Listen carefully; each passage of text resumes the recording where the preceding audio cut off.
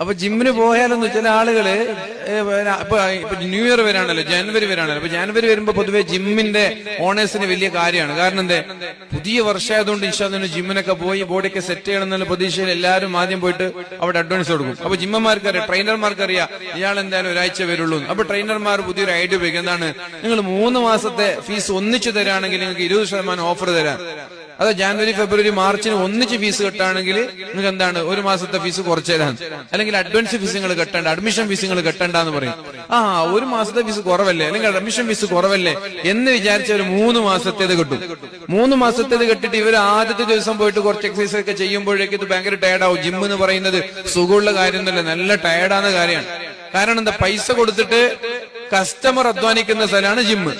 മുതലാളിമാരിങ്ങനെ മുണ്ടാണ്ടിരിക്കും, അതാണ് ജിമ്മ്. മുതലാളിമാരിങ്ങനെ നോക്കിയിരിക്കും, പൈസ കൊടുത്തോന് പണിയെടുക്കും, അതാണ് ജിമ്മിന്റെ പ്രത്യേകത. അങ്ങനെയല്ലേ ജിമ്മ്. മുതലാളിമാരിങ്ങനെ പൈസ കൊടുത്തിട്ട് ഒരാൾ അധ്വാനിക്കുന്നത് ഇങ്ങനെ മുതലാളി ഇങ്ങനെ നോക്കിയിരിക്കുന്ന സിസ്റ്റത്തെയാണ് ജിമ്മ് എന്ന് പറയാം. അപ്പൊ ഇയാൾ 2-3 ദിവസമൊക്കെ അധ്വാനിച്ചിട്ട് പിന്നെ ഇടയ്ക്ക് ഇങ്ങനെ കണ്ണാടി നോക്കി മസിൽസ് ഒക്കെ നോക്കി ഒന്നും കൂടുന്നില്ലല്ലോ എന്ന് തോന്നിയാല് ഒരാഴ്ച കഴിഞ്ഞ് ഇയാൾ മെല്ലെ എന്ത് ചെയ്യും, ഇയാളെ പണി നിർത്തും.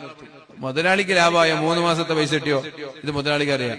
അങ്ങനെ എല്ലാ വർഷവും 3 മാസത്തെ ഫീസ് കൊടുക്കുന്ന ഒരുപാട് ആളുകളുണ്ട്. അപ്പൊ ജിമ്മിന് പോയാലൊന്നും വേറെ കുറയില്ല. വേറെ കുറയണമെങ്കിൽ എന്ത് വേണം, എത്ര കാലം കൊണ്ടാണോ ഈ വേറെ വികസിച്ചത് അത്ര കാലം ഫുഡ് കൺട്രോൾ തന്നെ ചെയ്യേണ്ടി വരും.